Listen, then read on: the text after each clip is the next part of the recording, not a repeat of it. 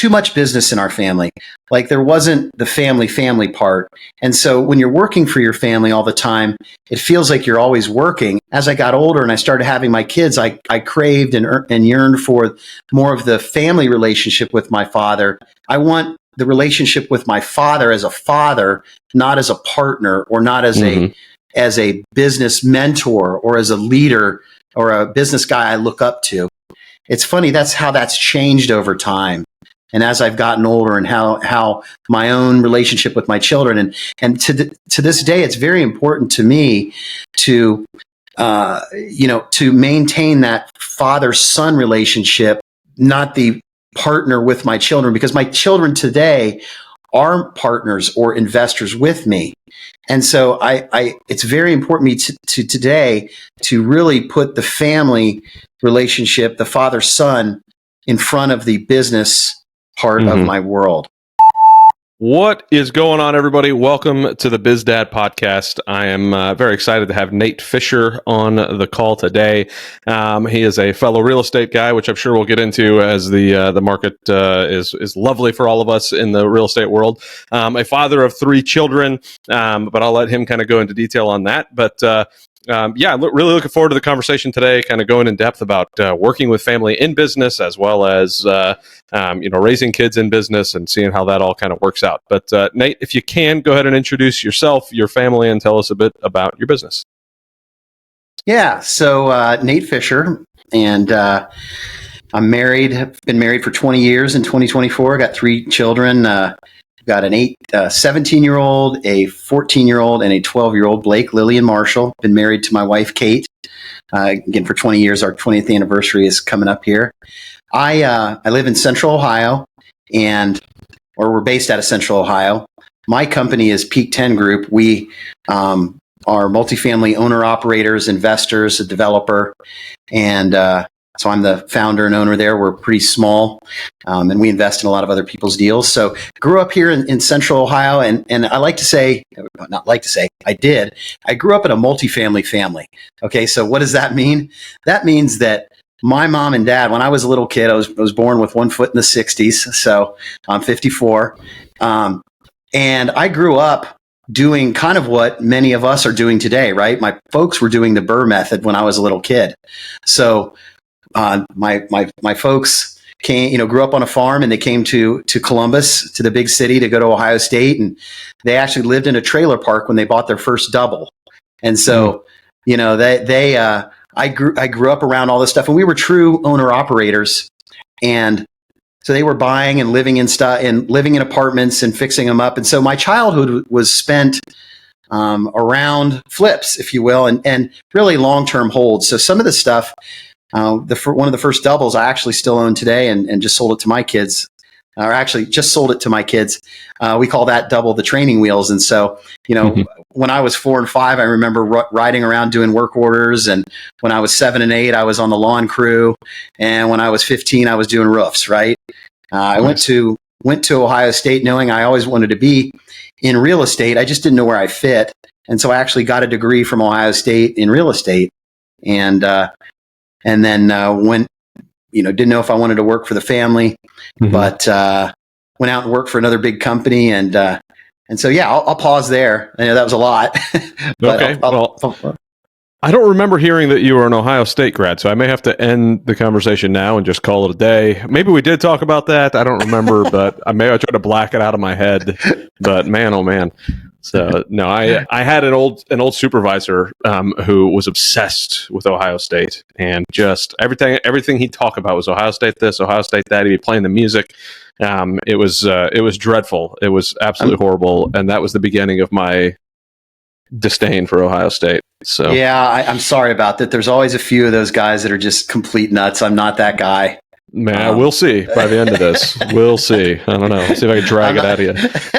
Well, my dad did take a W-2 job for a little while there to fund the real estate world. And he played this dirty trick on my sister and I, and actually took a job in Michigan. So I was born in Michigan. Oh my God. Nice. My sister and I. So, I think he did that on purpose, but moved back to Central Ohio. in the early I don't know. 70s. I think you should have stayed, but that's that's just me.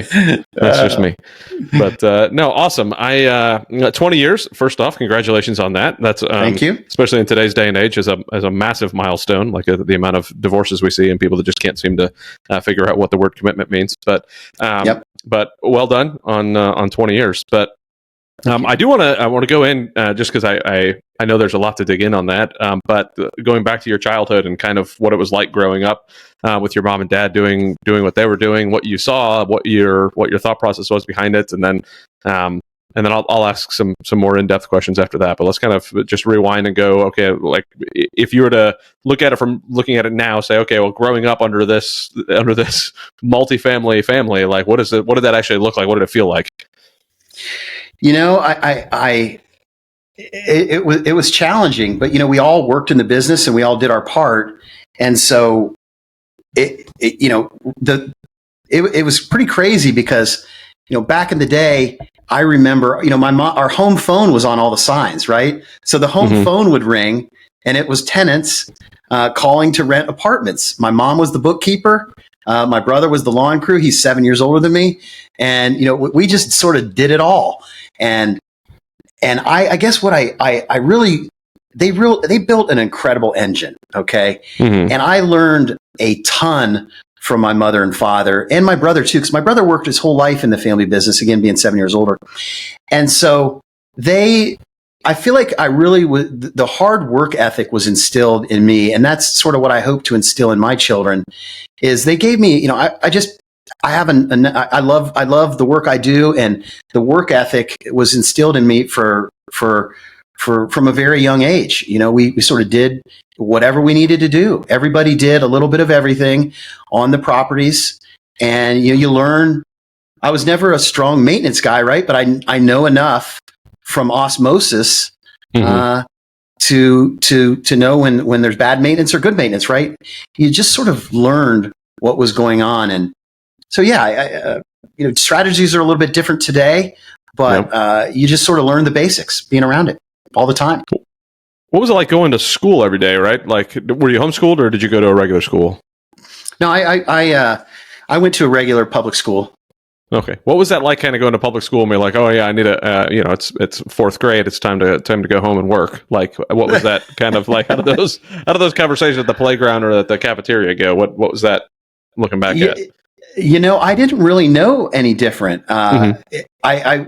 I wouldn't say that it was until I was a little bit older when the portfolio started growing that I maybe felt like we were having some success. We were very modest, the whole time. And the portfolio grew to 1,200 units, which is a good size scattered site portfolio. And for sure, honestly, my parents were always very modest. And maybe that's just being children of Depression era parents. They are.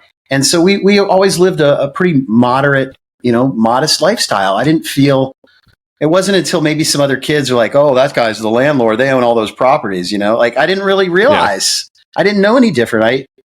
I just felt like I was being a normal kid. I didn't know. So do you think that the exposure kind of to the business side of it, because I mean, for me, I thought, we were living a normal life too, but if I were in, fifth grade with you and you said you had to go mow some lawns at some properties or you had to go do your job, I would be like, you're fifth grade. What do you mean your job, right? What do you mean you're going to do? Like, I'm so confused, So like, that's where I would think, looking back at it. Because like, I look at my son and I'm like, okay, well, if you were going to school right now and you told your kids or the kids in your class what daddy does or what you do with daddy, it'd be, I don't know. I don't know what it would look like. I don't know what that. He's homeschooled, so it makes life a little easier. He just has me to complain to. So, well, I would bring the kids along with me. I'd bring my friends along because we thought it was fun. Oh, there you go. There you go. We'd make an event out of it. There wasn't the distractions that there are today, right? There wasn't devices. There wasn't, sports isn't what it was, it is today then. And so, I would bring some friends along and my dad would pay us a couple bucks to go pick up some trash around the properties, work on, and, those kids would come, my friends would come to work with me. So we sort of had a good time at it, make a couple bucks. That's super valid. Yeah. And what's crazy is a lot of those, there's a lot of kids like me that came to work for my family. So, Mm-hmm. and more so, I think my brother's friends, a lot of them worked in our family business. That created sometimes when they didn't show up and stuff, that would create a little bit of bad blood for my brother or whatever. And one of his friends would get fired. But I remember a lot of my brother's friends working for my dad. Okay. Interesting. So, yeah, it was a source of jobs for a lot of people. Yeah. I mean, and, especially, I mean, it's one of those when there are no distractions, like you were talking about. Like video games are really not really a thing quite yet, right? I mean, right. They're there, but it's not the way it is now. Especially there's no iPads, there's none of that stuff. Like it's okay. Well, I can go home and watch one of the 5 channels, or I can go make a few bucks. Like I mean, I was always raking lawns or shoveling driveways or going out trying to do something. So I would imagine that you would have been the perfect friend for me when I was younger. Like, all right, let's go get to work.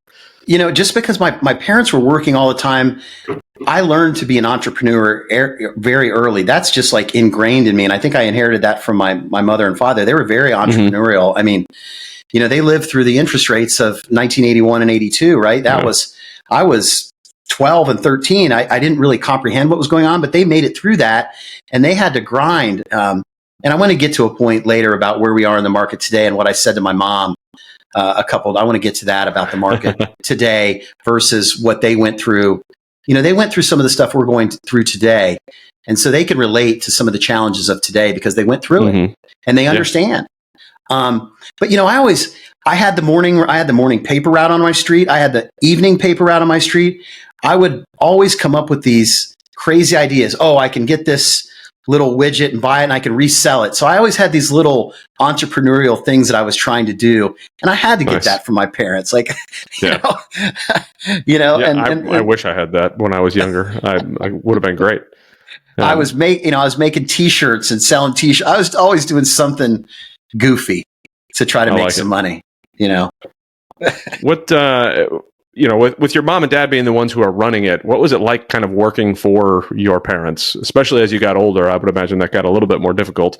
When you're younger, I think it just is a little more smooth, or maybe I'm wrong, so I've not experienced it. So what was it like actually working for your parents?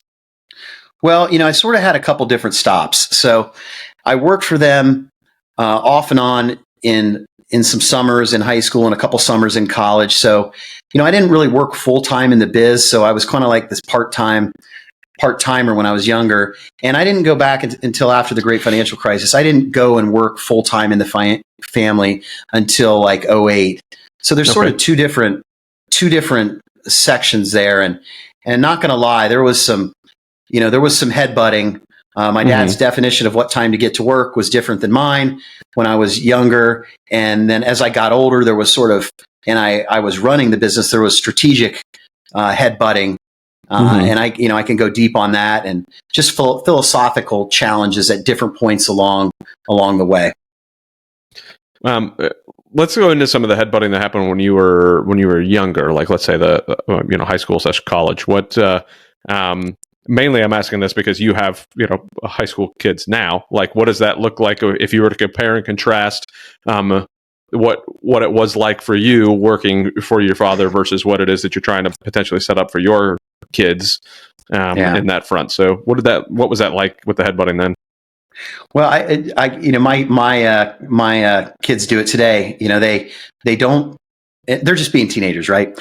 They don't plan far ahead. They don't plan a week in advance. They plan 4 minutes in advance. And so, when I say it's, hey, we've got to leave at 2:40, 2:50, they're like walking out at 2:49:49. Yeah. And so, when my dad says, well, we start work at 7:30, well, I'd show up at 7:29:29. Right. And I thought that was okay. But his definition of what time work started was 7:15, get there, hang out, drink coffee, talk with the crew. Yeah. And so there was things like that. And, and I was just held to a little bit of a higher standard and expected to be, maybe a little smarter than I was. And know a little bit more, and maybe just held to a little higher standard and had to be, kind of be a leader. And then also, the employees looked at me a little bit differently. And, I'm just a kid. I'm trying to learn just like they all are. And I'd have ideas and think that I knew what was best when, and it's no different today. my kids say, "Oh, I know whatever, I know this is the way it is." And I'm like, no, I've done it 100 times that way. And so, just little things like that. But essentially, I was just being a teenager. Okay.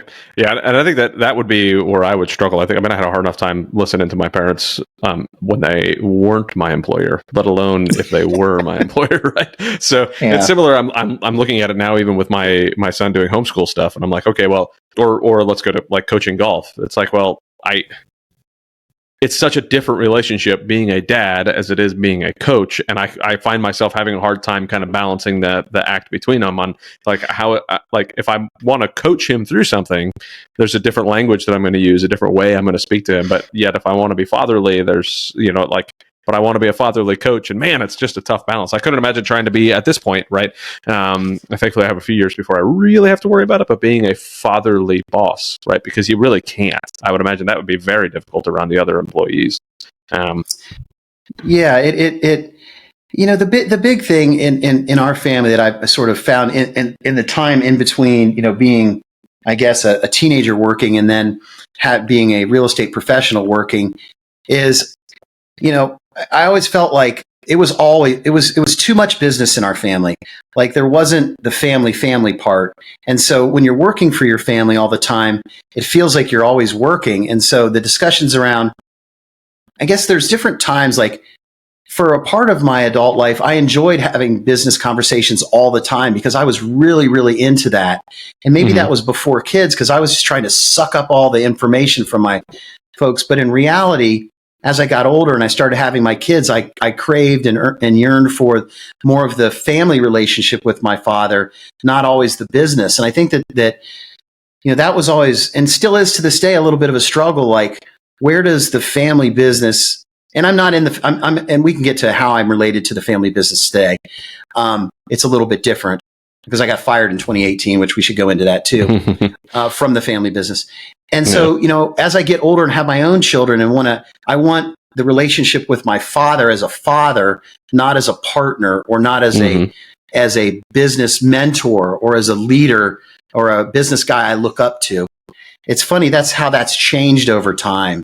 And as I've gotten older and how my own relationship with my children and to this day, it's very important to me to maintain that father-son relationship, not the partner with my children, because my children today are partners or investors with me.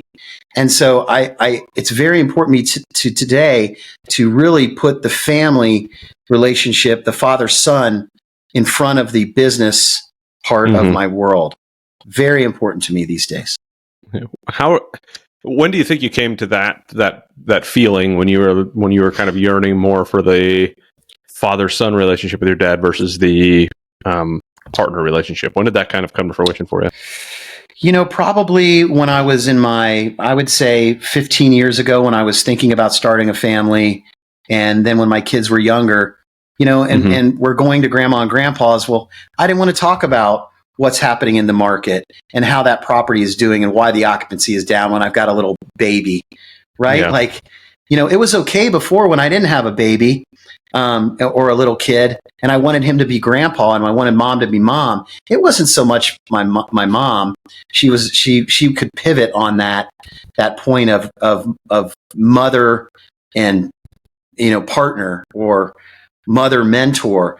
My father, not as much so. He seemed to always struggle to pivot from grandpa to, and even to this day, struggles with pivoting from real estate guy to grandpa to dad. And I've really focused on trying to have those boundaries. Okay. Because if not, all you have is a real estate partnership relationship, and that's not healthy. And I don't want that to be with my children. Yeah, no kidding. I can totally understand that. Yeah, so it sounds like that was right around the time you were 30. I think you said you're 54, right? So right around the time 30, you're 30 35. or so, you start to, okay.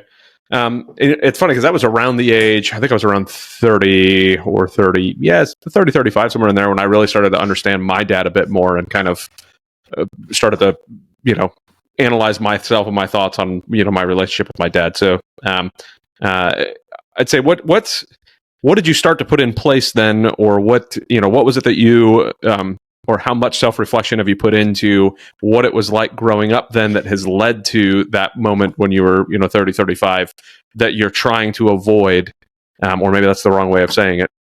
I'll pause there. What was it that you saw when you looked back? Because I can ask 15 questions in a line because I'm very interested in this right now.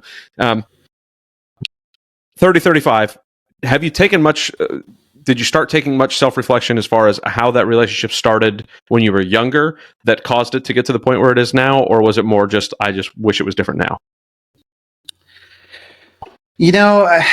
Boy, it was tough at times. And yeah, boy, I don't know. There's a lot there. There was a lot of pressure,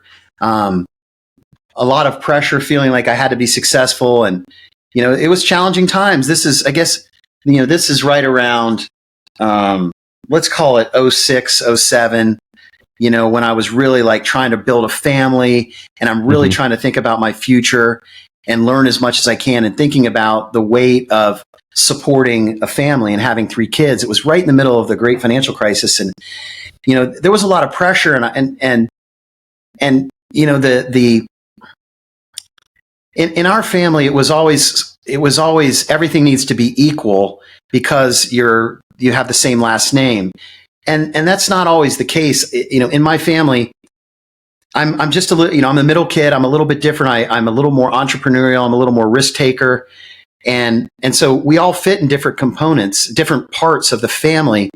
And, I just felt like I wanted to lead the family and put this on my back. And there was a lot of pressure, and there started to be some headbutting in there. And I didn't like that. And I was being underpaid, working in the family business in a tough financial time, making $12 an hour, doing work that was, probably worth, $50 an hour, and going to deliver pizzas at night, and my second kid's on the way, and I don't know how to pay for that kid. Like there was a really tough, traumatic time there where I didn't know, I'm going to my mom and dad, I'm asking, hey, I want to have another kid. Can you guys help me out? Like, I can't afford this kid, but we want to have a third kid, or we want to have a second kid. Like, it really just there was a lot of inflection there. Like, what am I doing here? Wow. Yeah. I would imagine. Especially when you're looking at it from that perspective during those financial times, and like that's tough. What have you been trying to do now, talking to your kids? And I think, and I want to clarify, did you say earlier that your kids are invested and part owners in your current family business, or not? So let me sort of just set let me set a stage, if you will, and go. So today we have, I function in 3 generations of real estate people. So, I sort of oversee, or not oversee, but feel like my role to the family here is to help 3 generations of real estate investors get to the next level. And so I have my own company today, which manages 430 apartment units, C-class properties in Dayton, Ohio. So I'm an owner-operator there. I own the property management company. There's the legacy portfolio, which is my family's business, which is here in Central Ohio, which is 900 units of C-class property. So that functions, and my sister is over there running that. My brother ran that, and I ran that for a while. Then you have this other side, which is the investment side, where we invest in other people's deals, and whether we're joint venturing or we're general partners or LP investors. And then we have some joint ventures on the development side, and we're all partners in a lot of this stuff together. And so you have these multiple levels, and I sort of I work on the personal financial statements. I work on the corporate taxes. We have about 35 entities that make up this big machine. And so, it's gotten bigger than this little family business, right? It's gotten this big. And along the way, we've created partnerships that my dad put together a partnership, mom and dad, in the year 2000, where it was long-term employees and it was grandkids. And over the years, they've gifted shares of that entity, and that entity now owns 3 multifamily assets, and it's invested in 6 or 7 other deals. So it's this multifaceted thing. And over the years, my folks have gifted shares to myself, and gifted shares to grandkids, and gifted shares to long-term employees. Nice. And so by default, they're my partners. And I'm the managing member of that entity now, along with my sister. And so along the way, when there's proceeds or distributions from that, I sort of put them over into another bucket with my kids, and they have their own entity, and it invests. So it's invested in multiple entities now. And so by default, the grandkids are partners in a lot of things. And so what I've tried to teach them is, hey, you might not want to go down the path of being in the real estate world as a GP or a syndicator or whatever role you want to play, but you are going to be limited partners. And so this is a lot here. Follow me. So no, you're good. Yeah. Follow your passions, kids. Do what you want to do, but know that if you learn how to be a good partner with your cousins, then you can do what you want. And hopefully this passive investing world will allow you to live the lifestyle and follow your passion. Awesome. So it sounds like then, the way I mapped it out is they kind of, your kids kind of own their own entity under Nate Fisher's investment arm, as well as their LPs, and then they also own some of the family company shares from your parents that were gifted to them in a separate. That's awesome. So great exposure for them, right? So now that you're talking to them through all of this stuff, how much do your kids work inside of the business at all at the moment? Not really, and that's intentional. Again, it's important for me to maintain that father-son relationship with them, and so the intent is not to have my intent is not to have a big family business in the traditional sense that you see. And it's to make sure that I want to enable them. If they want to learn the business, then there's an opportunity for us to partner, or I can help teach them. We do spend a good bit of time, talking about what I do. And I'm sure you do this with your kids. Hey, I know we're on the way to the soccer game, but we got to drive through this apartment complex. And what do you guys think about the colors? You guys think these colors work? Funny. And we always joke, hey, we bought an apartment complex today. You kids got another doorknob. They're like, hey, where's the doorknob? Let's go find the doorknob. And so sort of, I like to spend time talking with them about what I do. And I'll just share fellow Go Bro, the, First to a Million. I love this book by Dan Sheeks. It's a must read. I think it's written for teenagers, and really what it lays out, it doesn't give you the answer, but it lays out that there's this alternative path that you can go down that doesn't say you need to go to college and you need to get in debt and you need to do this.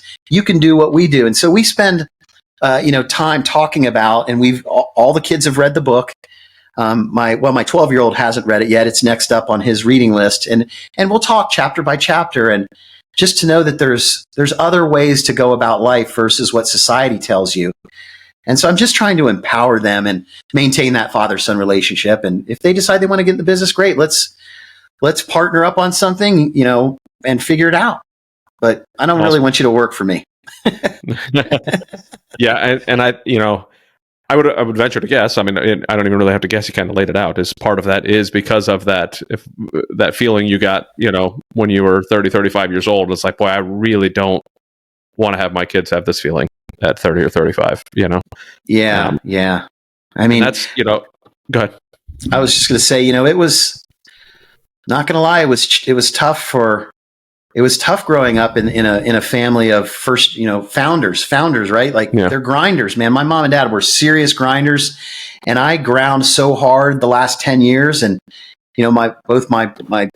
my brother, he had an alcohol problem. I had an alcohol problem that I dealt with in 2019. So, to your listeners, don't grind so hard, and don't lose the focus and feel like you have to grind so hard that you end up doing something bad. My marriage was challenged.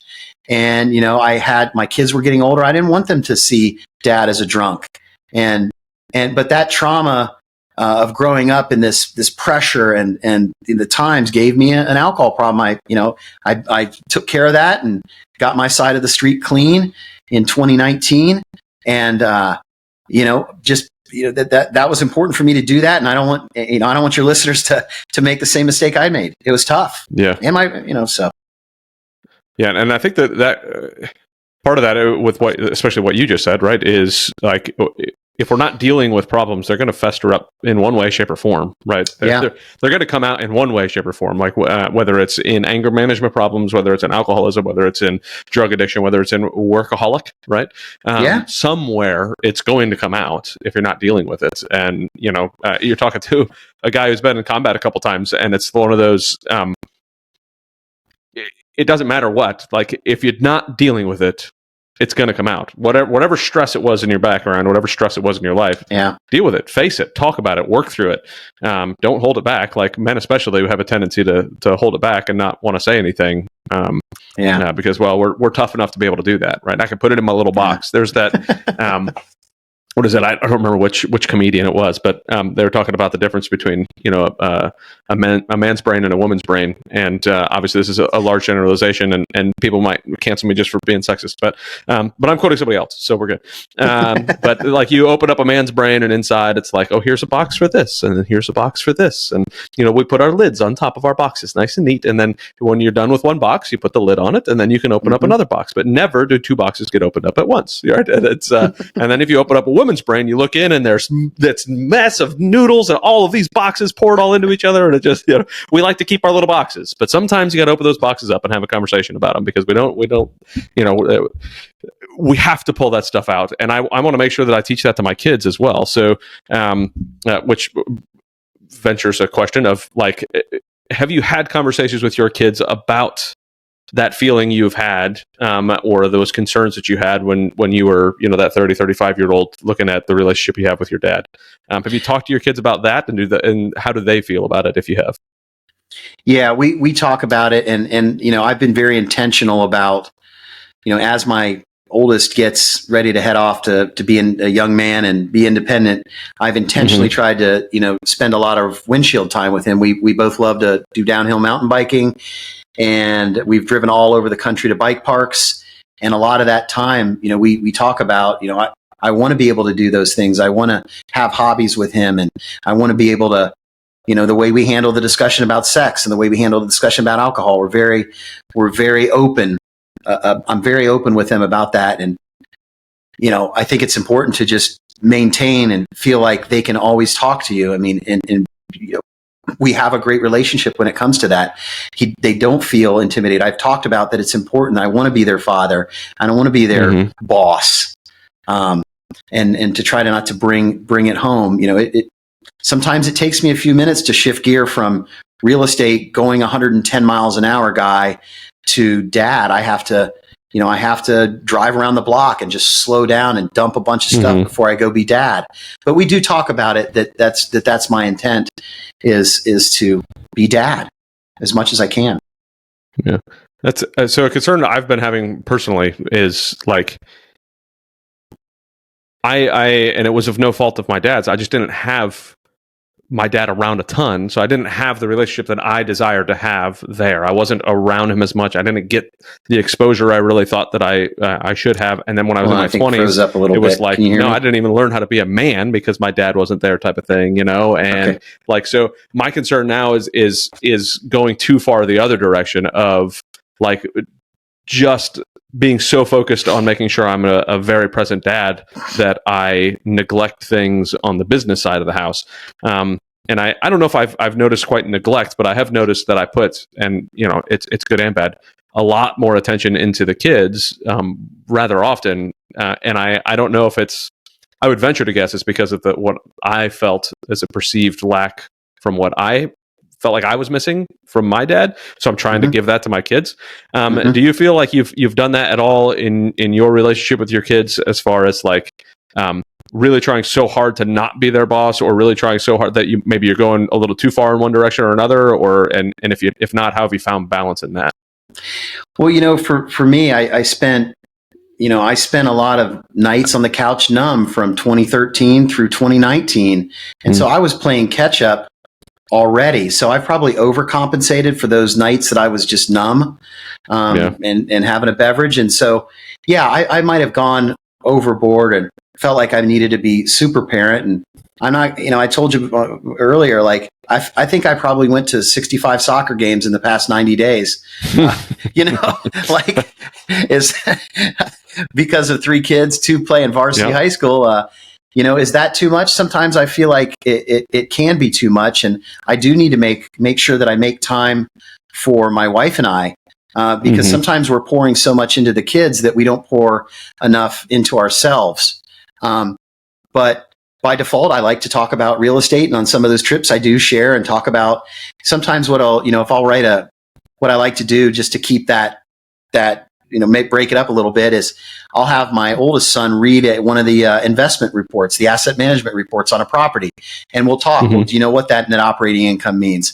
And so I do sort of break it up in there to instill some of this real estate and some of the knowledge, just so I'm not all like, hey, yeah. So I do, or we'll take that book and we'll read a chapter and we'll talk about it. So, that I can kind of straddle both things. Mm-hmm. That's good. Yeah. My last podcast, we talked about, there's going to be times and there's going to be seasons where you're going to have to sacrifice one side or the other, and it's all about figuring out, having those conversations and being frank and vulnerable about them and saying, hey, this is a moment where dad needs to do a lot, buckle down for work. And my wife is going to be down with that, or she's not. Hopefully she is, like, she understands, right? But I think one of the biggest things you just said there was that you have to make time for your wife. And that was something that I tried to establish early on. But was there a point in your relationship where you, like after having kids, where there was like a light bulb type thing where it said, oh, wow, I'm really not spending enough time with my wife? Or has that always been something you guys have made a priority before and through kids? Boy, I'll tell you what, some of the early years, the grind, with the economy in 09, 010, it was, and 3 little kids, it was just the mad dash, right? And we didn't. And so, we have been off and on going to see a counselor, off and on for most of our relationship, just to do maintenance on the relationship. And I think that that's important. And, we actually just started back. We've been to 3 or 4 sessions in the last few months just to make sure we sort of we get off track, and then we go, oh, stop. Wait a minute. We need to go do some maintenance on us. And, when you have kids starting to leave, there's a little bit of an identity crisis that goes on with mom, right? Like, oh my gosh, what am I going to do? I've been this for a while. And we do talk about it. And on my goals and objectives, I need to make sure that, we talk about the transition as the kids leave. And sometimes we do have to go back and revisit, well, why did we get married? What made us get married 20 years ago? And we like to ski. We're mountain folks, right? The name of the company is Peak 10. That's for the mountains. And sometimes we do have to remind ourselves why we fell in love. And let's go do those things that we fell in love for. So it is reminding each other and talking about and having, authentic conversations. What are your thoughts on putting like that time in on the calendar? Do you put time in on the calendar that is like, this is time for my wife, or what are your thoughts on that? Yeah, I mean, we have to. We're getting better. Okay, we're getting better. It's always a work in progress. I want to hear the good, the bad, and the ugly, so that we can learn from the bad and the ugly just as well as we can learn from the good. So yeah, we've met each other through GoBundance, and I was at the couples event in Austin last year, and Jesse Itzler spoke, and my wife attended with us, and he spoke, and he has that big calendar, right? The thing is ginormous, and I just got my 2024, and so we pull out the big calendar, and we've made that part of our family thing with the kids.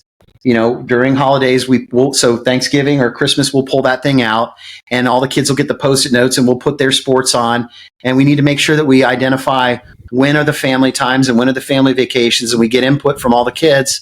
And part of that is making sure my wife and I have some trips. I actually, out of frustration, I planned out a whole bunch of trips for next year already, because I realized that we do have to make those times. Yeah. And sometimes it is a fight, whether it's a fight to to get the family to go on a vacation together because we have all these other existential sports or commitments pulling at us. But we do have to make time. We do have to force but when we get there, we're like, gosh, we're so glad we're here. Yes. Yeah. I want to narrow in on that statement you said. Out of frustration, you went in and did it just because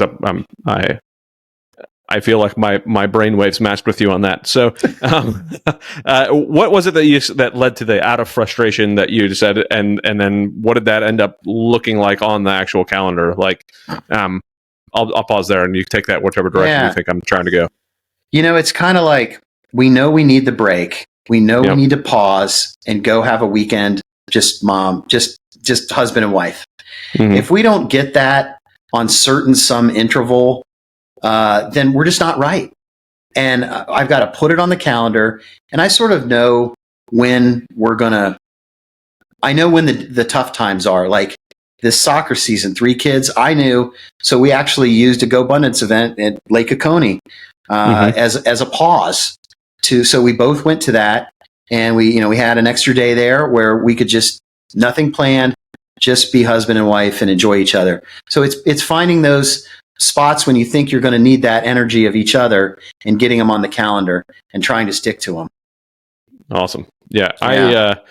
I've contemplated just kind of doing it myself. I like finding a time that my wife and I could just sit down and discuss what our calendar is going to look like for the next week is difficult, let alone to try to figure out the next year. But I want to be able to strategically place those things. And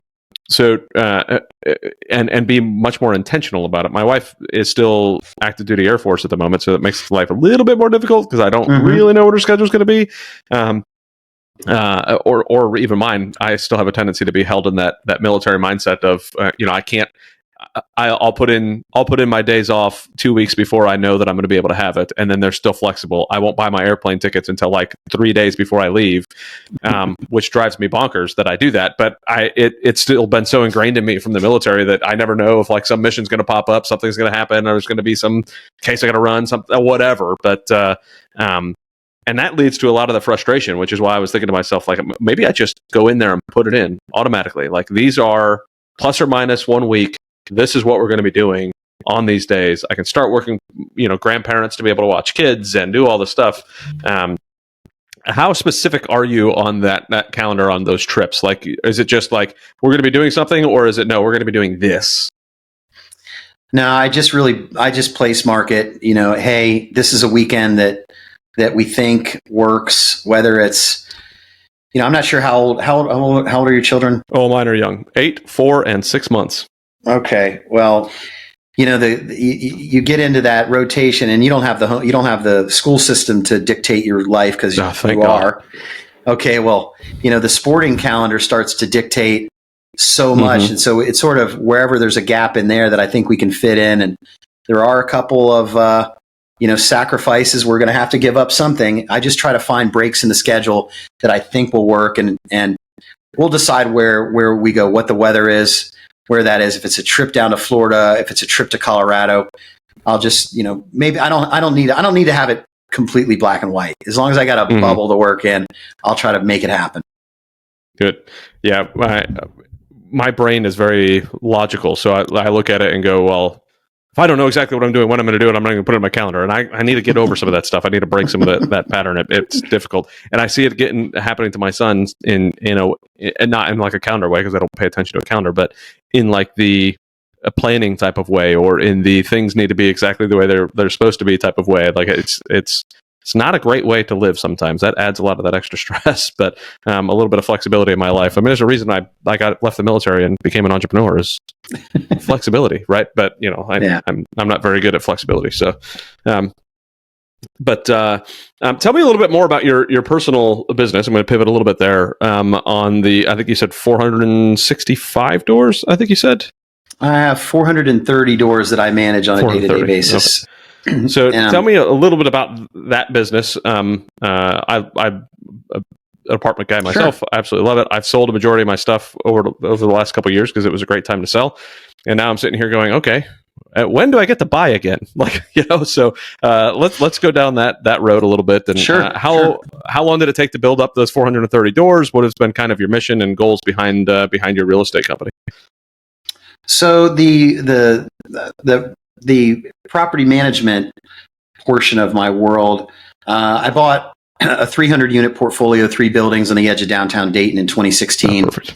And the big thing with that is when I was and I was still working for the family business, but what I realized is that and we had not taken outside money. It was all internal family money for a lot of years. And so when I realized in the family business that the cost structure wasn't going to support, outside investors, I decided that I would, put this new financial structure together and this new, more modern syndication structure, if you will, together when I bought the Dayton portfolio. And so I bought, the 300 units in one big swoop, and with my family we typically like to own 60% of the deal or 50% plus. And so that's how that's structured, with 40% outside money, outside investors. And so that gave us gave me the ability to grow in a new way that was sort of outside the family, but still took care of the family. And then that is those 3 buildings operate out of a central leasing office, and I've added a 4th building that's literally right next door. And then this summer I added a 5th building, and so that's sort of grown. And the strategy there is really to build it up so when we do decide to sell it, it's of scale that a larger buyer would come in and instantly have scale in the market. So I look at around that neighborhood, and I don't. If it makes sense, I buy it, but been very cautious. In hindsight, I probably shouldn't have bought the 5th building this summer because it's been crazy out there. But that was the strategy there. And, it's nice. We looking across the whole portfolio, right? I have in my Texas stuff where we have 2,000 units as well that I'm invested in. That's been a value add, flip the properties as fast as we can for the past 10 years. My partner is the property manager down there. My brother and sister and I work with him and guarantee loans, and he runs the day-to-day. And my family's invested in those as well. And then I have my day-to-day property management company. And then again, the legacy that my family, they manage for stuff that I'm a part owner in.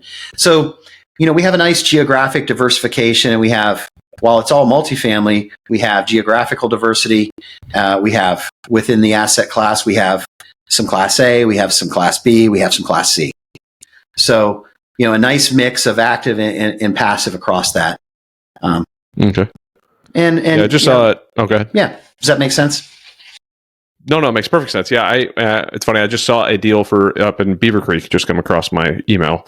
And I was like, once you mentioned Dayton, I was like, I should, you probably already know about it because that's your market. But I used to live out in Dayton, so that's why I still get some emails about some different properties that are up there, and I haven't even looked at investing out there in a long time. But Midwest is the economy where it's at today and what's happening, what we're seeing in our Texas assets. Occupancy is down. You got insurance challenges on the deal. And then it's nice to be in the Midwest. This is when the Midwest thrives, right? Like we have consistent rent growth. It's just steady Eddie. I like having this in the portfolio. We're right across from downtown Dayton, right by the Art Institute and the Masonic Temple. We've got Wright Pat, as you know. It's just a nice solid. So I like to look and see, okay, what do I have? So the stability of the Midwest is great right now. And that's why people are looking here. And Texas people are coming for higher yields. We've had it's so I look at it that way as well. And also I have a development business, so we're joint venturing. I have 85 units that are going to be finishing up here on the east side of downtown. So a new construction. We've got 130 units in a joint venture being built in Fort Wayne, Indiana. Nice. So I've got a little bit of everything. That's awesome. What have you noticed right now in the market? Now, by the time this comes out, it's going to be a couple months from now, and who the heck knows what's going to happen in just a couple months right now in the market. But what have you been noticing right now as far as buying? Because I'm looking at deals in the Midwest. I've bought out in Indiana. I've had a few different deals, and I'm looking more out in Indiana again. because down here in Florida is nearly impossible at the moment. I mean, it's between the insurance rates that are, $1,000 a door to, any number of things that are just dreadful. All the prices are going up, but the interest rates are going up. It's been tough. But kind of what have you been seeing, struggles wise, and what have you been seeing strengths wise in the market, especially in multifamily? Yeah, I mean, I will go back a little bit. I started off 2022 with one business plan and had to pivot very hard, right? I was we're going to buy, and I'm going to have this company doing this, and this is my plan. And, that went out the window immediately. And then, I decided, well, I want to learn this development business. And so, I've been buying land in Central Ohio as well. So we have, we've got a pipeline of a couple hundred units that we can develop. But so we spent 2022 looking for deals, and the delta between what the seller wants and what the market can finance, it was 20%, right? Or 15, or, so I see it coming down a little bit, but there's still the delta's too big for things to make sense and you can't, the interest rates going up erases all your value add strategy. So why try to fight the Fed? It just doesn't work. Yeah. And so that value add strategy has pretty much gone out of the window unless you're underwriting it at ultra conservative at today's interest rates with an exit cap rate that's a point higher. Like, or some super creative owner financing or an asset that's distressed so much that you're getting such a bargain on it. And so the last deal that I bought, it had to make sense at 7.5% because that's what I could finance it at. And then, so I think that spread needs to come down, and we do have a couple deals in Texas that are in trouble that are just not going to make it. So it's hunkering down, trying to make smart decisions, taking virtually no risk, and understanding, some of the passive investments. What's the debt look like? Okay, what's going on? I'm in a couple deals that have variable rate debt. I know I have a capital call coming. Where am I going to get the cash for that capital call coming? So, I think if we're climbing Everest, right, we're at base camp for the next 2 years. We're going to hang out at base camp, foundational planning, get everything ready for the next level. I've been through this before, right? You go back to pre-great financial crisis, the apartment industry was already in a recession because the government at that time was promoting home ownership. So occupancy was already down, and, you couldn't rent an apartment for what people could go get a house. So it's just realizing that now's not the time to take great risk. It's time to hunker down and just stay in your lane and just get the foundation right. Yeah, it's been rough to I mean, it's almost been demoralizing. Like I barely even want to underwrite deals. It's like, man, oh man, it's just exhausting. It's like, what's the point? Like, I can even tell looking at asking prices, I'm like, no, there's no way. Like, yeah, maybe 2 years ago you could have got that, but right now there's no chance. I mean, even last year you probably could have got that for sure, but this year it's just not in the cards. And one thing I do want to hit on, which is interesting is, you said demoralizing, right? Like, it's sort of depressing sometimes. And I'm not going to lie. I went to my wife. I said, wife. I didn't mean that. I said, honey. Listen here, wife. I went to wife. Hey, wife. That didn't come out right. I went to my wife. I said, hey, honey. I said, of any time in my life, I need your support right now more than ever. I said, it's tough out there. This is the most messed up I've seen it. And I need you, when you go through the 5 languages of love, I need the positive reinforcement, and I need to know that I'm doing a good job and I'm working hard. I said, I need to be told that because I'm struggling right now, because I go and I talk to the banker and it's miserable for him. I talk to this guy, it's miserable. I talk to this investment. Oh gosh. So I'm with you. It's challenging to hear the negativity all the time and still remain positive. It's tough. And I see that. And this is the first time, guys are talking about it. It's tough, and it's challenging. Like you said, it's demoralizing sometimes. And So it's been a challenge to go there and be the warrior, right? Yeah. That we've been for the past 10 years. It's part of what we have to do, though, right? If we're not still driving, then the only time that it's over is when you quit, right? So it's never over until you go, oh, my little lady just woke up from a nap. Bye. But if we're not the ones that are pushing hard and not the ones trying to pivot to what does make sense, I mentioned it in a previous podcast. I don't remember even who told me, but it was like, you can't control the market. You just have to participate in it. We have no choice. We've got to participate in it. Right now, you're in the market, whether you like it or not. You've got units, you've got deals, you've got stuff, right? So we're already in the market. Now we just have to participate. And what is it that we're going to participate in? It sounds like, when did you start the development stuff? It sounds like that was semi-recent, right? Was that stemming from the change in the business structure in 2022 or the business plan in 2022? No, that, the sandbox that my family has played in is just east of Central Ohio, and it's just east of downtown. So it's a very defined area. So over the years, and that neighborhood is gentrified. It's a first tier suburb, if you will, of downtown. So 1890s, 1900s. Anyway, it's gentrifying right now. And so growing up, we've been invested in that neighborhood for 50 years. And so along the way, my father picked up lots and various pieces. And I made a big purchase in 2016. I bought up a bunch of really great real estate, like land and a grocery store. And so the plan was always, when we had the cash flow and when we felt like we had the financial position, that we would enter into new construction. And so this has been 50 years in the making, right?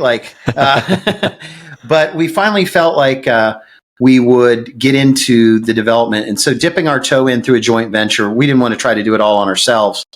And so back in 2020, it felt like it was time to get that part of our world. And I love to learn, and I love to learn new things. And I'll tell you what, the development business is radically different than the cash flow existing asset multifamily business. And I wanted to venture in at the right time with the right partners with the right amount of risk. And so it just felt like it was the right time to jump in. But, today we have this land and we have a couple hundred units in the pipeline, and we were going to start down the development path, but now it's like, whoa. So I think we're going to, pull the plug and make sure, because the development deals just do not pencil today. They make 0 sense. The risk is too great. And so we'll just sit for now and wait. Okay. So we're going to pause that world. That's part of what you have to do in these things is you were saying that, and this is semi off subject, but I've got a really good buddy of mine that was on the podcast, I don't know, one of the first few, that's retiring from the Air Force, that lives out in Dayton, and he's been trying to get into real estate. I should try to connect you guys. But Dan Reed, he's a phenomenal guy with a great work ethic, strong family. And but anyways, different side subject. But so when where was I going to go? I distracted even myself. The development and Dan and okay, yeah. So you paused the development side of the house for the moment in that area. You talked about a couple of the deals in Texas might not end up going so well, right? So what have you been like? What kind of discussions do you have with your wife? What kind of discussions, if any, do you have with your kids about these types of things? I look back at 2007, 2008, 2009, I was not married. I had no kids. I was 2007, 2008 was still in the military. So I got a steady paycheck coming in all the time. I didn't really feel or notice what was going on as much. I lived through it. I like looking back, I can kind of know it. But when I was going through it, I didn't have the financial stress that a lot of other people did because I had that guaranteed government check coming in. But if I were to start having these conversations now, I think obviously my 4-year-old and my 6-month-old, zero discussion is going to be had on that. But I would love to expose my 8-year-old, he's in 4th grade, like a little bit about what it means that, groceries have gone up, or, in your case, you have a senior in high school, you can have a different conversation about like what life means as you're going through these things. So what kind of conversations have you had, or do you want to have, or are you avoiding to have with your kids on what's happening in the world right now? Yeah. I mean, I try to shield them as much as I can. I mean, that's maybe not the right word. I have regular discussions with my wife about what's going on. Do we get into the nitty-gritty details of every single one? No, that's just not her. She doesn't enjoy that, and she doesn't. But I do keep her abreast of, hey, and this is what's going on. These are some of the challenges. It's going to be okay. Fortunately, having a brother and a sister who are in the same business with you, we talk every single week for an hour. That's what makes our relationship super strong. And if there is challenges where I feel like I'm going to get in trouble, or I'm a typical real estate guy, right? Like tons of assets, no cash flow, right? Like the challenge. and maybe this is a good point to talk about the conversation I had with my mother. And so, I do have some things coming up, and so I have a few challenges coming up, but I know that I have strong people around me. So right now, trying to quantify what the next 24 months looks like from a cash flow standpoint is what makes me sleep well at night. Knowing that I know what the steady eddies are. I know what the predictability is. Am I going to take as many vacations as I did the past 2 years or the past 4 years? No, I'm going to tone it down a little bit, maybe live a little bit more conservatively. And those are the conversations I have with my wife and my family. No, we can't go do this. Maybe we need to tone it back. Or, hey, why did you go to CVS 6 times and Starbucks 6 times and Dick's this, like maybe we don't need to get all that stuff. So maybe that's the conversation I have with my family and my kids is, hey, we're going to, the economy's tough. We're going to tone it back a little bit. Maybe we're not going to go out to eat 3 times this week. Maybe it's 2 times. It's okay to, to instill a little bit of maybe not fear, or, hey, we need to watch the pennies a little bit more. That's okay to, right? Yeah, it's wisdom. And let's just tone it back a little bit because the economy is tough. Those are the conversations I think you can have with your children. Maybe you don't need to have that extra latte, or maybe you need to do this. And those are great lessons to teach now. Now I want to go back. I want to talk about the benefits of having a mother and father and a brother and sister in this business. Is when cash flow gets tough, they understand. Because my mom and dad, I said, hey, Mom, we are going to have some challenges. I might need to come to you if, I want 6 backup plans in place, right? I want to know that that I can maintain this lifestyle. I'm not going to have any problems. I want backup plan A, B, C, D, E, F, and G. That's me. So, it's okay to go have the conversation with my mom, with my mother and father, or my brother and sister, and they can have it with me because they understand that this is the game that the real estate people play. Because my parents played it all the time. They didn't tell us about it, but I said this to my mom and dad. I said, it's going to be a little bit of a challenge for the next couple of years. Our cash flow isn't going to be what it was. Okay. And they're like, you know what? We played that game so many times. We get it. We understand it.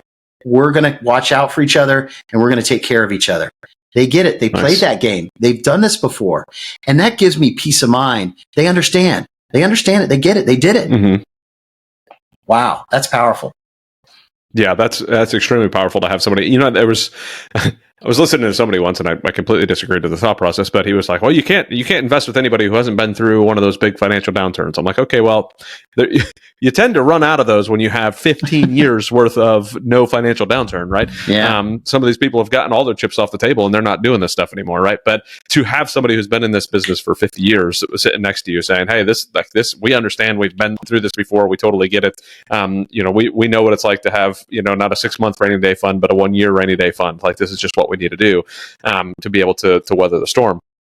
I think that's super valuable. And, I've caught myself trying to figure out the difference between teaching scarcity versus teaching wisdom to the kids, right? Because there's like, oh no, we don't have the money for that, versus, hey, like we're reserving more funds right now to make sure that we have like the future, because a gallon of milk is not the same this year as it was last year. My dollar is not worth the same, especially if you go back to look at the trillions of dollars we've printed, and it's like none of our money is worth the same. So let's just be a little wiser with how we spend it, not because we can't go get more, but because we don't know how much more the government's going to keep taking from us. So like we've got to play this game of wisdom versus scarcity. And I don't know. It's an interesting thing, but I love that you have your parents, sitting there understanding and helping you stay calm through the storm, and not that you'd be wild, but just that it's just that extra bit of anchor to just know that, yep, we're totally firm, we're totally committed, we understand, we're all in the same boat, and we know how to get through it together. So that's awesome. It's just good. And whether, whether it's my brother or my sister or whoever, we all understand the game that we're playing here and and have each other's back. It's, another thing the challenge that with my kids is they're all super, super active and sports. And so they're playing on multiple teams and, doing their individual sports. And it's been a real struggle. Like, okay, they have great grades and they play multiple sports. So that leaves almost no time to work. We struggle with this. Okay, are they going to understand the work ethic? Because I always worked, but I didn't have, I didn't play 3 sports in one season, or I didn't have all these hobbies. And so, my wife and I, how do we instill work ethic when they don't have the time to work because they're getting great grades and they're playing all these sports and they're, it's a tough. I struggle with that. Like, how do I, that's been a struggle. Well, I would venture to guess, and I mean, I'm not, I don't have kids that are teenagers yet, obviously, but their learning work ethic and how you teach it to them would be through that sports stuff, right? Like, hey, you're teaching, you're getting work ethic through school and sports. Do you really want to be solid at sports? You need to put in the effort. It's going to be the same thing when you're out. Like, do you really want to get the promotion at work? Do you really want to run your own business? You're going to have to put in the work and the effort to do it. Just, when you're 15, the work ethic is a little bit different. Like, it's, did you go and do that extra hour of weightlifting after soccer practice to make sure that you're good to go? Did you do those extra sprints this morning? Whatever the case may be. But, because I'm at this thing. This one of the reasons I started homeschool is I want my kids to have a childhood, and I just felt like 9 hours of school a day does not a childhood make, right? So it was like you're doing that plus sports, and it's like when do you get to? You're sort of a kid when you're out playing sports, but man, oh man, when do you get to be a kid? And enjoy being a kid? And when do I get to be a dad? Like, you're at school 9 hours a day, and then sports for 2 hours. Like, when the heck do I see you? But, we try to maximize the vacation days and go out and see the places that they hear about in school. That's a big thing with us. We like to travel and go check out new places. So always, life lessons through experience for sure. Yeah, I love it. I'm going to kind of roll back to something that we talked about earlier. I just looked back in my notes from our pre-call. And you mentioned that your dad got cancer in 2010, and I'm doing the math now, and that's roughly the same time that you started to realize that you wish you had that relationship with your dad. Was that the impetus to those feelings, those thoughts? Was that actually around the same time? Is my math correct on that? Yeah, I mean, there was a lot going on in that time. There was terrible economy. Dad came in on a Thursday and said, "I got cancer. I'm going to be out Monday." And my brother and I are working the family business. I've got a wife. We've got our 3rd kid on the way. We don't know where you can afford it. I mean, it was just a really crazy, crazy time. And my parents couldn't make a decision on who was going to be the CEO of the company. And, it was just a wild time now that I reflect on that. And, he's still fighting that today. He's got 10 and a half lives, man. He's a trooper, but it was a wild time. I mean, just so much going on in my head. And it just, now that you remind me of that period, wow. Yeah. I mean, I couldn't imagine all of that getting thrown at you all at the same time. Just dreadful timing across the board. And I think that life just has a tendency to do that to us anyways, right? Whether it's, who knows what it's going to be that's thrown at us, but something's going to get thrown at us. Or having that strong work ethic that you've already built, having that strong relationship you don't know when you're going to need to have that unbelievably strong relationship with your spouse. You just, like, life is going to happen. You're going to need to have that strong relationship with your spouse. So you might as well be working on it now, so that when it happens, you're not already at the end of the end of your rope. Well, I feel like right now is the time. Now is a time to have that strong relationship because it is tough out there. And these, we're coming off the peak, right? We're in the valley now. And what lesson did you learn when you're from the peak, or what decisions did you make in the peak? And once you start realizing when you're in the valley, what's his name? Dr. Hardy, I forget where I listened to this, but what lesson did I learn? And as soon as you realize that lesson and start embracing it and getting better, that's when you start to grow, right? And I feel like right now is that time I'm going, wow, I made that decision to buy that deal in 2021, and then everything happened when we closed. By the time we closed in May of 2022, wow, what did we learn? Let's not make that decision again. And so, I'm starting to realize, what did I do wrong, and what did I learn to grow from that? For sure. And the wife is important to that. Important to have. Yes, I was just going to say, like, dragging that into the wife side of the house. What have we done, in our relationship that made us so strong going through this hard part? Or what have we done in our relationship that made us so weak when we got to this particular pivot point? Because, when you're talking about financial crisis or financial worries being one of the number one reasons that people get divorced, right now is the time where we're going to be seeing those happen. Like, the divorces probably aren't going to happen this moment, but the divorce is going to happen in a year from now after the stress of all of this has been, kind of starting to get released. But I think that's where, if we're being wise about it, we will have already built that strong foundation to have those open conversations, to do exactly what you said. Like, hey, things are going a little rough right now. I want you to understand that. I want you to be supportive of me throughout all of this, because, like, it's when we don't feel that support, when we don't have those conversations, again, when we keep that lid closed on that thing, and then all of a sudden we're like, okay, it's time to open that freaking thing up. Here it goes. And then, it's one of those little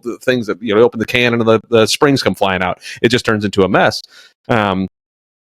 So what have you found has been some of the best ways in communicating with your wife that has, especially running through business up and down? I mean, it's all over the place. What have you found have been some of the best ways to communicate with your wife in some of those, to prepare yourself, I should say, for some of those struggles that are bound to come at some point or another? Yeah, I think, what's important, just understanding what's important to her is, are we going to be okay? And yes, we are going to be okay. We built a really strong foundation. And it's while I might be a little bit freaked out today, the future is bright. We're in this for the long game. And all the hard work and all the investments that we made over the years, right? It's okay to sell one of those if we need to shore up our life and our finances now. That's why we worked so hard. And so just reassuring her that while I'm a little bit stressed, and maybe I went off the handle because I saw that my daughter went to Starbucks, right? And bought a $7 coffee, and she decided to DoorDash it, and it became a $15 coffee. Of course. We live a block from Starbucks, because this sounds like a very specific scenario. I'm getting the feeling this may have happened within the last week. I don't know. Yeah. But while I'm a little bit freaked out today, and maybe I'm counting a few pennies more than I did last week, sometimes the market is in the conversations of the day are playing tricks on my brain. When I do my one sheet and with a GoBro, the facts say everything is fine. But when I listen to podcasts, or I listen to the news, or I have whatever, I talk to too many people and I get all the negativity, that messes with my mindset when the facts tell me. And sometimes I just need to go back to the facts and discuss those with my wife, that the facts say everything is fine. The end of the day, everything is fine and we'll be fine. We've been here before. It's the mindset playing tricks on me. Oh, for sure. I love that. I mean, I'm such a logical thinker that tends to be where I go anyways. Like, even when I'm underwriting a deal now, the facts tell me that things are going to not be the way that your pro forma tells me it's going to be. Right. Right. That's not the way it goes. But, my wife is not as logical of a thinker like that. She's a little bit more on the emotional thinking side of the house. Most people aren't as logical thinking as me, and I don't mean that to be insulting. It's just I have a hard time with emotion. It's not really there. But the logical side of me also tells me, though, that, like, there's going to be a lot of opportunity. There's going to be a lot of things that are coming due. And, some people, when you're in some circles and you say the word like, hey, this financial situation is going to provide a lot of opportunity for me, that feels like you're kind of like a shark in the water, or you're a snake in the bush waiting to bite somebody. And that's not the case at all. I just know that there's going to be some times where people are not going to be able to pay their bills. And I would love to be there to be able to help them get out of something that's going to be torturous for them. 100%. Yeah. I mean, 100%. Like, we actually, I mean, when this change in the market happened, it's actually good. We needed to weed out some of the crazy. we needed to weed out some of the crazy people that didn't need to be in this. And that's going to open up, you're right. And sometimes I have to remind myself of that. Like, this is going to create opportunities. Actually, my mother was just here in my office, and she's 80 years old. And I was saying, this is foundational stuff that I'm talking with you about. The moves I want to make here are what's best for the family, and we need to build the foundation and get ready for the next phase that's going to come after this, because we're going to grow again. So we don't want to, to your point, we don't want to sit here and be reactive. We want to be proactive, and let's get the pieces of the puzzle in place today. So when those opportunities come, because they will, you're right, they're going to come. Let's be ready. Just had that conversation before you and I jumped on. Yeah, I mean, you have to have, and I'm saying this knowing that I'm still in the process of doing it with some of my business stuff, but you have to have the pieces in place that make the foundation strong. And know when you have to pull some chips off the table, know when you have to kind of, like, you may not know why you have to pull it off. You could just see that it's time to pull it off, and you may not know when you're going to be putting it back on the table. You may not know when that's going to happen.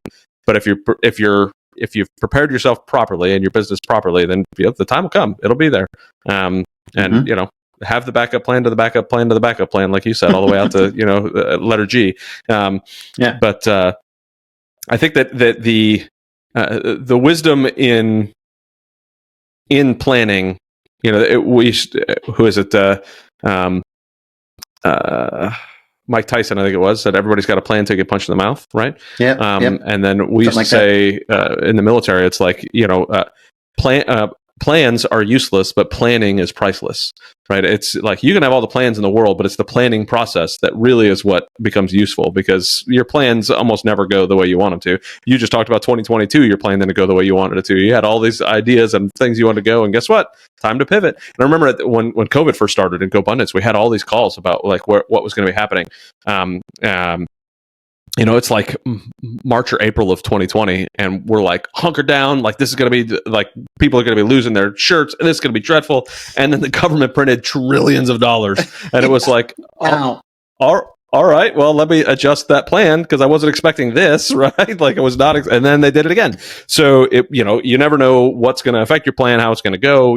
Next year an election could change our plans completely. It could be, who daggum knows. But again, if you have the foundation built and you have yourself prepared and know that this is just part of what's going to happen, it is what it is, And I try to look at my kids, and I've said it a billion times, but like, my kids are like my own little businesses, right? Where I'm the CEO of those businesses, and I want to make sure that they're ran properly until until they're out of the house, and then I get to be the board of advisors. Give me a call when you need advice on something. I want to be hands off. You're out of the house. You get to run your own life. My business is now functioning well on its own. I get to be board of advisors and go sit on the beach. But I think that preparing them for the hard times in their life is going to be the same thing. Like we do, we focus a lot in our business, and you and I have just been talking about it a lot in our business. But we need to prepare our kids for hard times in life, not the financial crisis of '08. I don't need to prepare them for that. I need to prepare them for what happens when you break your leg and you can't play the sports that you wanted to for the next 6 months. 8 months. What are we going to do then? Like, how do we work through some of these situations and set the foundation for our kids? So what kind of foundation have you felt that you have set for your kids for any trials and tribulations that come in their life? Because they're bound to happen. And I'm selfishly asking this because my kids are going to be teenagers soon, and you already have all the teenagers. So, what kind of foundations have you set, or did you wish you set deeper in your kids' life to prepare them for some challenges? Really, my goal, I guess, really, I want to give them the tools to be independent humans. And hopefully I've prepared them with enough of those tools that they can flap their wings and fly and be on their own and know that, if they get in trouble, I'm here. And just trying to maintain that, not being too much of a friend, but maintain that. To me, it's important that they have that open line of communication, that they feel comfortable coming to me, and I've read some great books about how to be a good father. Untangled, Tangled, I think is the name, or Tangled. Love that book. And how to communicate with your daughter, and because it's a different conversation with the daughter than it is with the son, right? And so I've tried to realize that it's two different people, and making sure that if something happens to my daughter, I told her the other day, I'm not so concerned about the decisions that you make, because I know you're a smart girl and we've talked and we have an open conversation. I'm concerned about the drunk friend of a friend, right? That comes over and makes a bad decision, and know that you can always pick up the phone and call me. I'm not going to judge. I just want you to be safe, and your safety is the most important thing, right? Like that's a little bit of a different conversation with the boys, right? So understanding what conversation you're having with each one is a little bit different, right? Mm-hmm. And the discussion with my 17-year-old son, it's, hey man, no is no, and don't make that decision, and don't be one of those guys, and you're going to succumb to peer pressure to do stupid things, because you don't want to be that guy that I'm telling your sister about, right? You don't want to be that drunk guy that's doing stupid things over at some, it's just different conversations that we have with them, and understanding. And so no, I do want them to go off and be independent people. And whether it's a challenge in sports, it's I want you to handle that. I'm not many times as my wife, or I want to pick up and call the soccer coach because blah, blah, blah, blah didn't happen. No, you've got to handle that on your own. That's how you become a man, and that's how you become an adult. We're just here we can be a sounding board, but you got to handle that, and you got to have that difficult conversation. That's how you grow. I can't hover over you and do that for you. No kidding. You got to do that. Yeah. I remember there was a time when I was in high school where I got a grade on my report card that came back, and it made no sense. Like it was like a 56 on my report card. And I was like, I don't understand this at all. And so I talked to my mom and convinced her. Had my dad been there and I talked to my dad, it probably would have gone a little differently. But I just went to my mom and I said, hey, I don't understand this. And rather than have me go and talk to the teacher about it or try to figure out what it was, she just wrote me a letter wrote a letter to the teacher and blah, blah, blah, explaining how this just didn't make any sense, and all everything that I told her, never got the other side of the story. And then all of a sudden my grade changed. And I was passing, everything was fine, and I thought to myself, "Oh yeah, that's because you did the wrong, you missed X, Y, or Z, and I was right this whole time." And I looked back at it afterwards. I think I barely joined the Air Force, and I didn't understand a couple of the different things. It was like, hey, why did I have my mom do this? Why did my mom even do that for me? Right? She should have been like, hey, no, we got to go figure this out together. Like, you need to understand what's going on. And B, I didn't really know the true story. Like, did I actually miss assignments? Was there something missing? And to this day, I still don't know. I know that I wasn't pleased about that. But I think that the way I'm now interpreting that as a father is like, no, I need to make sure that my kids are able to face those things and able to go ask those questions. It's not run to mommy for help, which in a way, that's exactly what I did. I just ran to mommy for help and tried to, like, can you fix this problem for me? Like, no, I need to teach you to face problems yourself. You're going to have them in life. Like, you're bound to have problems in life. And I'm not going to know what the problems are, but if I could teach you to think critically, if I could teach you to understand that you can make it through any problem, our family motto, basically, it's not officially written down, but it's stay calm and work through the problem. Whatever the problem is, just stay calm and work through the problem. And one of my business partners, he and I have both been through some stuff where we're like, hey, ain't nobody dying today, right? Like, there's no problem here today where somebody's getting shot at. I got no bullets flying over my head. There's nobody going to die today. We can figure this out, right? I mean, so it's extremely important to me to make sure that my kids know that regardless, I'm always there for them, right? Yeah. I will always be there for them, but it doesn't mean you can't try to figure something out yourself. And man, I don't know. That's a difficult. It's a difficult thing to balance too. Well, and I struggle because I sit here all day, right? I'm in the chair, not literally, but people just bring me problems, and I'm so programmed to solve them immediately. Yep. Okay, and my brain's like, okay, before you even finish telling me your problem, I'm like, here's your solution, and you just can't be that way with your kids, and. Or your wife, by the way. Yes, very important, very important, very important. But yeah, and sometimes it is with your kids. You just want to say, well, just do this, this, and this. It's talking to them and talking through the problem and how do you want to handle it, or is it worth getting mad about? Maybe they're mad about the way a peer treated them or something, or are they being a good friend? Is it reciprocal? Like, let's just talk through it and walk through, and then ultimately, hopefully you've helped them lead themselves to their own decision, and you don't want to make the decision for them. Yeah, I mean, even if I really want to, I won't. Right? So, like even this morning, we were doing a spelling test with my oldest, and I think the word was I don't remember, it's like accountability or something. But he misspelled one of the words, and I can't remember what it was. Characteristic, I think it was characteristic. And he was like broken over missing this word. And I'm thinking to myself, what have I like? I think some of that came from school because he had a lot of pressure in school to make sure that he was doing really, really well. And I'm thinking to myself, man, I got to figure out how to be able to work through those to not make every misspelling word be a terrible thing or every missed problem be like, no, this is an opportunity for you to learn. This is an opportunity for you to grow. It's an opportunity to get better and like just let the stress go. And I haven't quite mastered that down yet. I'm still trying to figure that out on how I can communicate better with him, especially at the moment, to not take all this on his shoulders all the time. Like the world is falling just because of whatever thing going wrong. It happens in golf too, right? You get one bad shot and it turns into one bad hole turns into one bad round. And it's like, well, how do we work through this together as a team? And I'm the problem solver, and I'm just like, this is just what you have to do. And like, that is not helpful. Well, it's hard to let your children fail once in a while. Yeah. Right? Like, it doesn't feel good, but it's okay to have adversity. And, I always try to find the good and, the gap in the gain, right? Like, hey, it's okay. Our situation, let's have a little gratitude. Our situation, whether it's soccer or, we're doing okay here. Like, you have to play a lot and just because they didn't play 100% of the game doesn't make it bad. It's okay.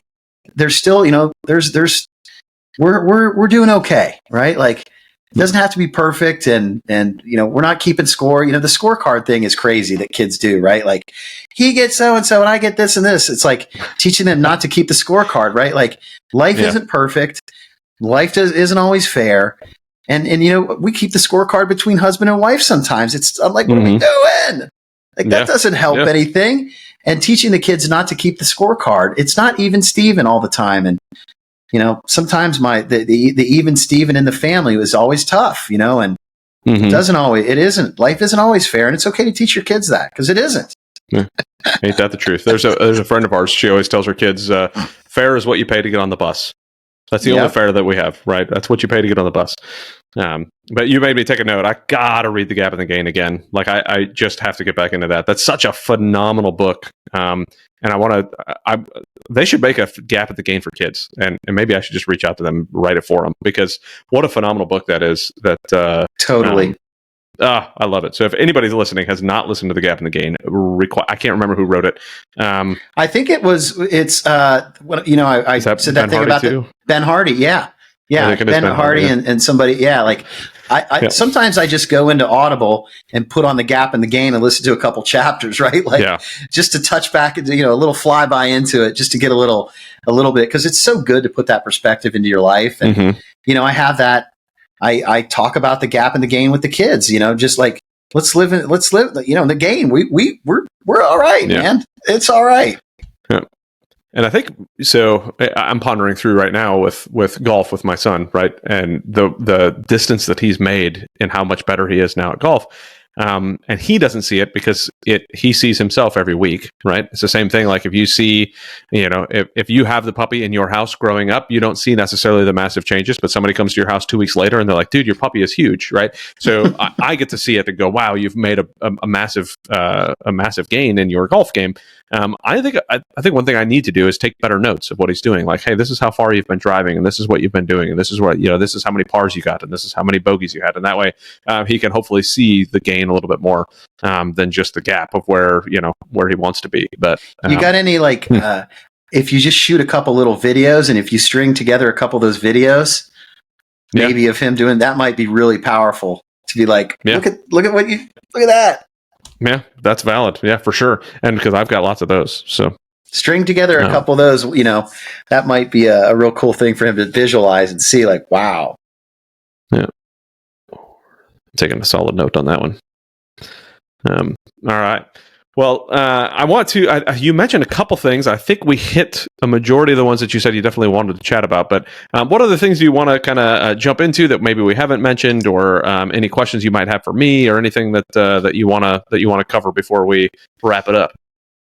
Well, I think one of the things that's sort of top of mind for me lately is as I turn 54, if you will, and mature and think about, in my life and what I want to do and where I want to go and what I want to do when I grow up, so to speak, is, spending a lot of time thinking about, our structure within the family and how does it move to the next generation and how do I transfer this? And so I've been spending a lot of time looking at our sort of family org chart to figure out, how do I responsibly pass this knowledge or this business along, or, I spend a lot of time. That's why I love the 3 generations of real estate people. Really is kind of fun. I sort of call it, like 4-dimensional chess, right? Like, okay, when I look at a real estate deal, okay, how do I structure this? What are the tax benefits? How do we put the ownership so all 3 generations can benefit?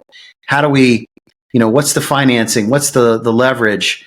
Do we make this investment outside of the estate? Do we start a trust? I like to think about all of this stuff with the estate planning lens and what's the long-term play. So, those are some of the stuff that are really rewarding for me when I think about family business and family structure and multi-generational, and, do we hold it for the long time or do we do a holding company? So really been spending a lot of time thinking about the long play. So I think there's it's the book, The Rockefeller Way, I think is what it's called. So that one's a good one. There was another one. Let's see if I can see it back here.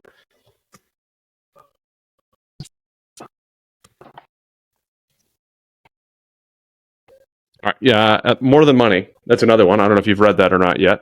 Who's the author on that? Michael Cole.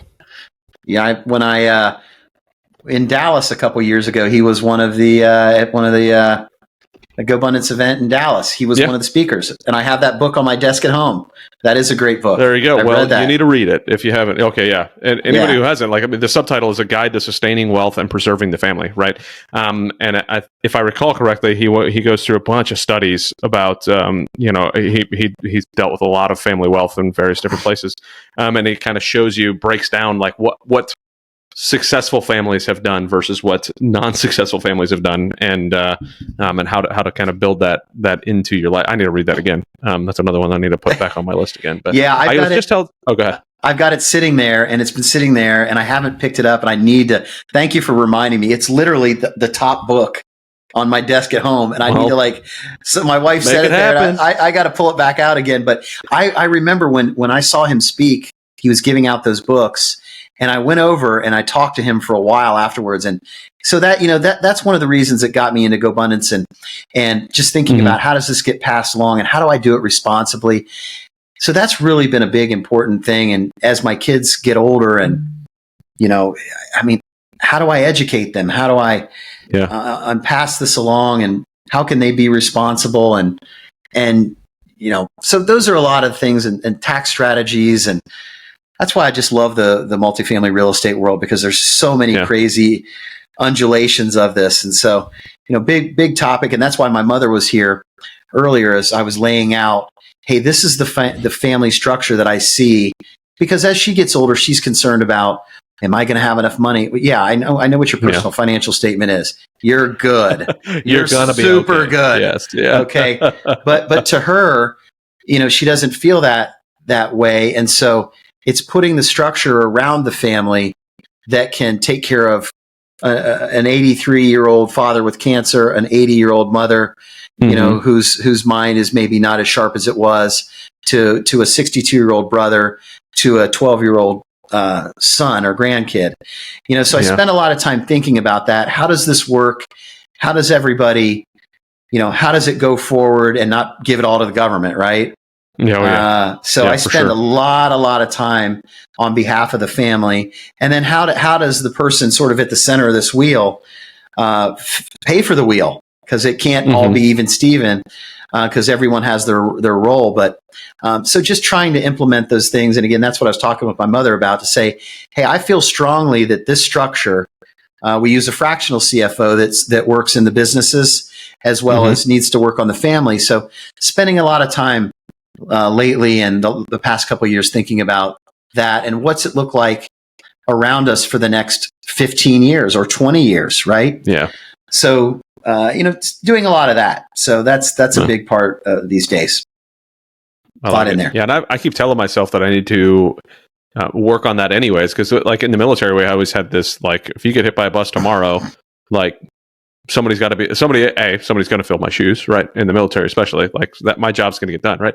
But if I get hit by a bus tomorrow, are they going to know what to do, right? So the same thing with my family. If I get hit by a bus tomorrow, are they already taken care of? Is this stuff already in place? And I think that's we get so focused on doing stuff for the business that we tend to, and I'm saying we, just so that I don't specifically talk to myself and feel bad about myself, but that we tend to forget that we need to prepare our family the same way, right? And make sure that our family is taken care of. If I get hit by a bus, like, sure, I've got all the SOPs in the business, but does my wife even know where our investments are? Do they even have a clue what's going on in these things? Are my kids going to be taken care of in X, Y, or Z way? Like, is my insurance policy still set up? Is it lapsed? Like, having all of that set up, and man, what an exhausting time that is.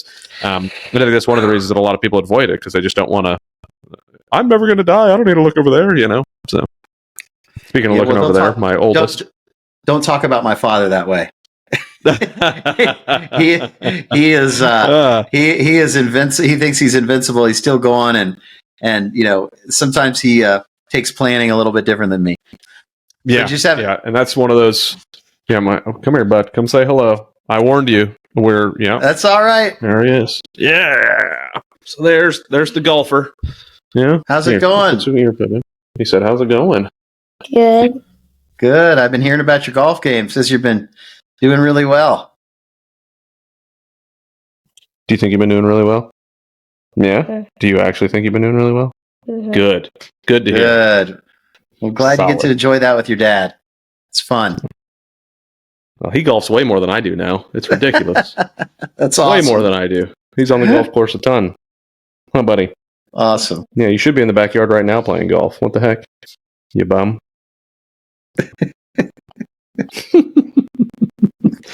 But anyways, I think it was a great time to natural pause to stop anyways. But it was awesome to have you on, Nate. Thank you so very, very much for jumping on. It was great to chat with you. If anybody wants to get a hold of you, maybe they want to invest with you, maybe they want to learn a little bit more about you, what's the best way for people to reach out to you? Yeah, I've got a personal website that talks a little bit about me. It's at natefisher.net. Pretty simple, natefisher.net. Awesome. Or you can hit me on LinkedIn, but yeah, natefisher.net or Peak 10 Group. Learn about me. So love to chat. I like to think that I'd love to talk to 35-year-old Nates out there, right? Like, what can I instill? What can I help you out with? Maybe you got a real estate deal that's a little bit challenging. Love to talk with you about it. Maybe give you a different perspective. I know I do that for myself. Call up my buddies. I'm here to help you out. That's awesome. Well, thank you again so much, Nate, for jumping on. Thanks, Adam. It was awesome to learn with you, grow from what you're talking about, give me some better ideas to bring to this guy. Now you and I have to go read The Gap and the Gain together. So good luck. Another book coming in. Baby Gap and Gain. Exactly. Maybe we'll write a new one together. But thank you again so very much, Nate. To everyone out there, thank you very much for listening. It's greatly appreciated. If you can, subscribe, do all those things that I'm supposed to say at the end of podcasts, and I don't. But thank you again very much, and we will see everybody on the next episode. Thank you.